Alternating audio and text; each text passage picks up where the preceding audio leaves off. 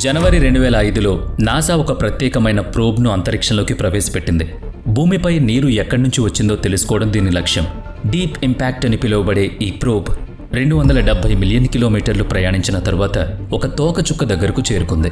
ఈ తోకచుక్కలో గత అనేక శతాబ్దాలుగా వెతుకుతున్న అనేక రహస్యాలు దాగున్నాయి. మొత్తం విశ్వంలో మానవులు నివసించగల ప్రదేశం ఒకే ఒక్కటి ఉంది. భూమి మానవుల కోసం మాత్రమే తయారు చేయబడినట్లు అనిపిస్తుంది. నీరు, ఆహారం మరియు ఆక్సిజన్ వంటివి జీవితానికి చాలా ముఖ్యమైనవిగా పరిగణించబడేవి. అవన్నీ ఇక్కడ ఉన్నాయి. అక్కడ మానవుడు ఎవరి సహాయం లేకుండా జీవించగలుగుతాడు.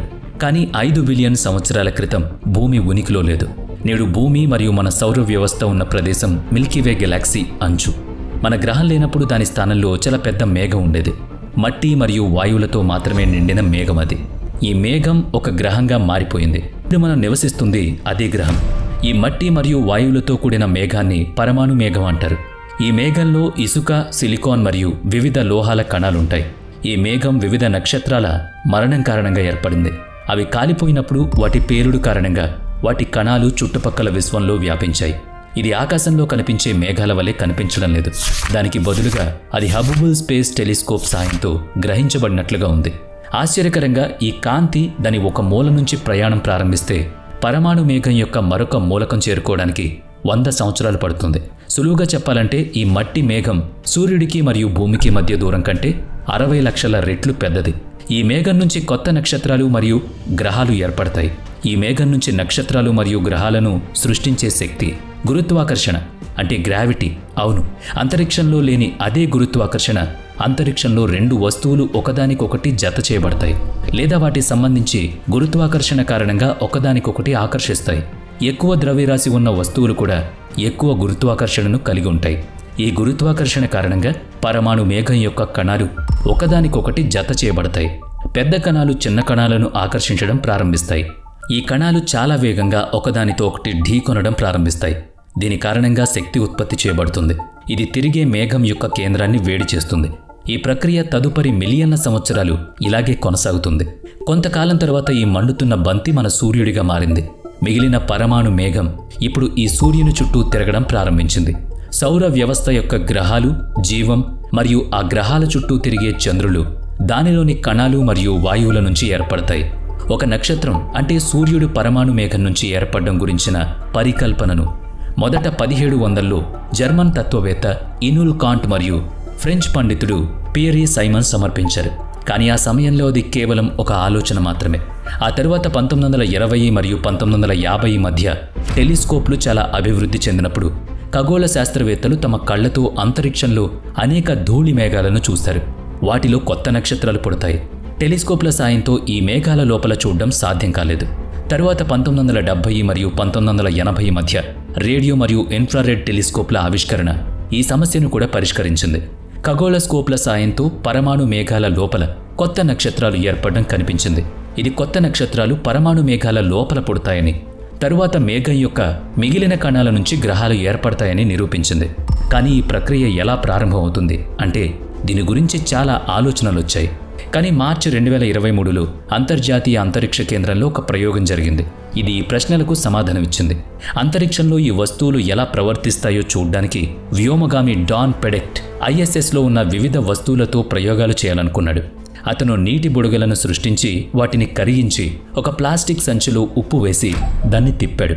అతని చివరి ప్రయోగం ఈ పురాతన ప్రశ్నకు సమాధానమిచ్చింది. ఉప్పును ప్లాస్టిక్ సంచిలో ఉంచినప్పుడు కొంతకాలం తర్వాత ఉప్పు కణాలు ఒకదానికొకటి అతుక్కుపోయాయి. ఎందుకంటే అంతరిక్షంలో ఈ కణాలు ఒకదానికొకటి ఆకర్షిస్తున్నాయి. సూర్యుని చుట్టూ ఒకే దశలో తిరుగుతున్న పరమాణు మేఘం లోపల చిన్న మరియు పెద్ద కణాలు ఈ ఉప్పులాగా ఒకదానికొకటి అనుసంధానించబడి ఇక్కడి నుంచి గ్రహాల నిర్మాణం ప్రారంభమైందని శాస్త్రవేత్తలు నమ్ముతున్నారు. సుమారుగా 45 బిలియన్ సంవత్సరాల క్రితం పరమాణు మేఘంలో కూడా డాన్ పెడిట్ ప్రయోగంలో ఉప్పు కణాలు ఒకదానికొకటి చేరినట్లుగా కణాలు ఒక సమూహాన్ని ఏర్పరచడానికి కలిసిపోవడం ప్రారంభించాయి. ఈ సమూహం యొక్క పరిమాణం 1 కిలోమీటరు పెరిగినప్పుడు దాని స్వంత గురుత్వాకర్షణ శక్తి చాలా ఎక్కువగా మారింది. అది వాక్యూమ్ క్లీనర్ తనలోని మట్టిని పీల్చుకున్నట్లుగా చుట్టుపక్కల కణాలను తన వైపు ఆకర్షించడం ప్రారంభించింది.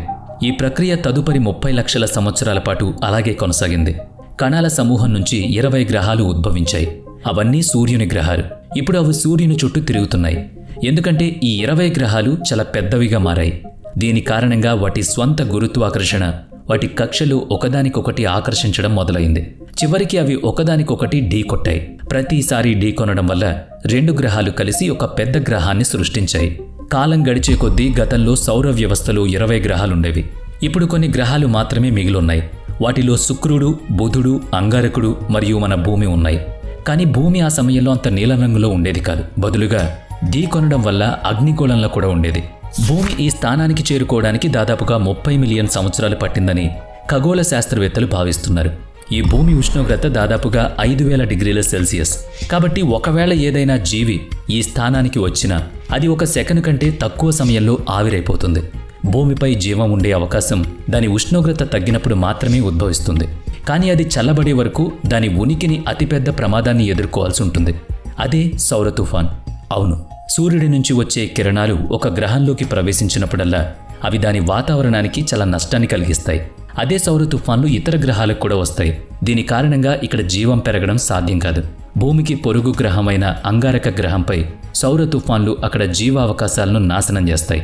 కానీ భూమి ఈ సౌర తుఫాన్లతో ఎలా పోరాడుతుందో అనేది ఒక రహస్యం. అది కూడా భూమి యొక్క కేంద్రంలో దాగి ఉంది. భూమి పరమాణు మేఘంలో ఏర్పడడం ప్రారంభించినప్పుడు దాని ఉష్ణోగ్రత చాలా పెరిగింది. ఈ ఉష్ణోగ్రత భూమిని అగ్నిగోళంగా మార్చింది. భూభౌతిక శాస్త్రవేత్త కరిగిన ఇనుమును వృత్తాకార పద్ధతిలో తిప్పినప్పుడల్లా అది తన చుట్టూ ఒక అయస్కాంత క్షేత్రాన్ని సృష్టించుకుందని నమ్ముతారు. ఇప్పుడు కరిగిన ఇనుము పరిమాణం భూమి యొక్క కేంద్రంలో ఎక్కువగా ఉన్నందున అది ఒక అయస్కాంత క్షేత్రాన్ని ఉత్పత్తి చేస్తుంది. ఈ అయస్కాంత క్షేత్రం అంతరిక్షంలో దాని ప్రభావాన్ని చూపే ప్రాంతాన్ని మ్యాగ్నోటోస్పియర్ అంటారు. సాధారణంగా ఈ అయస్కాంత క్షేత్రం సూర్యునికి ఎదురుగా ఉన్న భూమి వైపు 3,70,000 కిలోమీటర్ల వరకు విస్తరించి ఉంటుంది. అంటే దాదాపుగా చంద్రుడు ఉన్నంత దూరం సూర్యుడికి ఎదురుగా లేని వైపు భూమి యొక్క అయస్కాంత క్షేత్రం లక్షల కిలోమీటర్ల వరకు విస్తరించి ఉంటుందన్నమాట. ఈ అయస్కాంత క్షేత్రం ఉత్తర మరియు దక్షిణ ధృవాలపై తక్కువగా ఉంటుంది.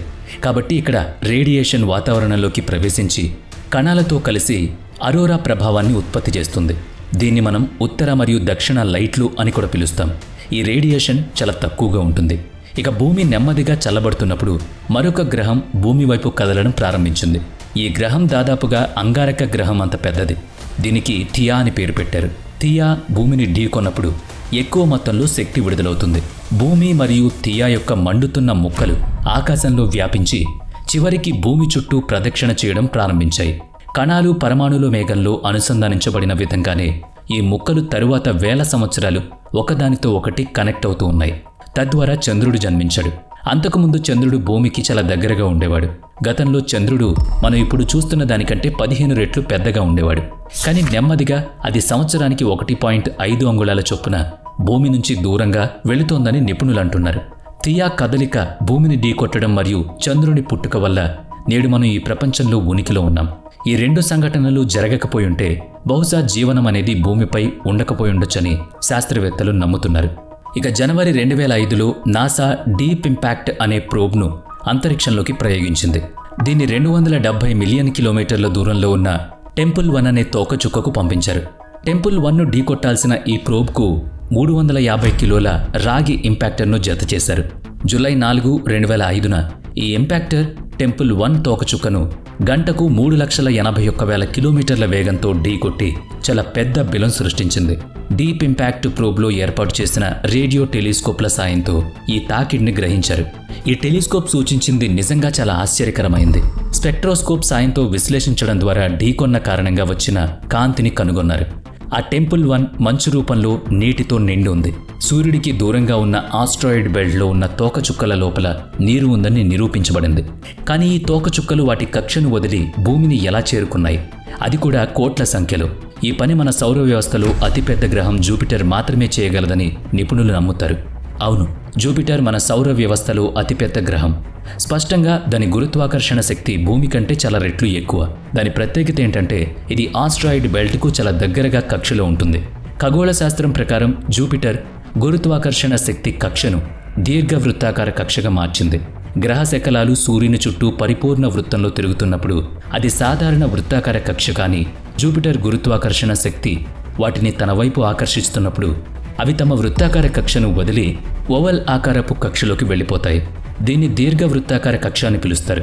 ఈ సమయంలో అవి భూమి యొక్క మార్గంలోకి వచ్చినప్పుడు గురుత్వాకర్షణ వాటికి దీర్ఘవృత్తాకార కక్షగా మారుస్తుంది. భూమిపై ప్రారంభంలో నీరు లేదని, అది ఏర్పడిన 500 మిలియన్ సంవత్సరాల తర్వాత నీరు అక్కడికి వచ్చిందని భూగర్భ శాస్త్రవేత్తలు నమ్ముతారు. కానీ దీని గురించి మనకు ఎలా తెలుసు అంటే, జిర్కాన్ అనే రాళ్లలో కనిపించే ఖనిజం, దాని ఏర్పాటుకు నీరు చాలా అవసరం. దానిలో యురేనియం కణాలు కూడా ఉన్నందున రేడియో ధార్మిక క్షయం సహాయంతో దాని వయస్సును గుర్తించవచ్చు. భూమిపై ఉన్న అన్ని జిర్కాన్ నమూనాల వయస్సు నుంచి ఇప్పటి వరకు అవి 4 బిలియన్ సంవత్సరాల క్రితం, అంటే భూమి ఏర్పడిన 500 మిలియన్ సంవత్సరాల తర్వాత ఏర్పడ్డాయని తెలుస్తోంది. భూమి ఒక పరమాణు మేఘం నుంచి సృష్టించబడింది. అంగారక గ్రహం అంత పెద్దదైన థియా ఢీకొన్నప్పుడు భూమి వంగి చంద్రుని జననం జరిగింది. దీని కారణంగా సముద్రంలో తరంగాలు ఏర్పడ్డాయి. లక్షలాది కిలోమీటర్ల దూరంలో ఉన్న బృహస్పతి కారణంగా భూమికి నీరు అందుతోంది. జీవం ఉండే అవకాశాలు మెరుగుపడుతున్నట్లు కూడా కనిపిస్తున్నాయి. ఇప్పటి వరకు భూమి ఉష్ణోగ్రత చాలా వరకు, అంటే దాదాపుగా 100 డిగ్రీల సెల్సియస్కు పడిపోయింది. కానీ జీవనానికి అతి ముఖ్యమైన విషయం ఆక్సిజన్. అది ఇప్పటికీ భూమిపై సరిగ్గానే దొరుకుతోంది. వీడియో నచ్చితే లైక్ చేయండి, షేర్ చేయండి. ఇప్పటి వరకు మన ఛానల్ని సబ్స్క్రైబ్ చేయనట్లయితే ఇప్పుడే సబ్స్క్రైబ్ చేసుకుని పక్కనే ఉన్న బెల్ ఐకాన్పై క్లిక్ చేయండి. నెక్స్ట్ వీడియోలో మళ్ళీ కలుద్దాం. Thanks for watching.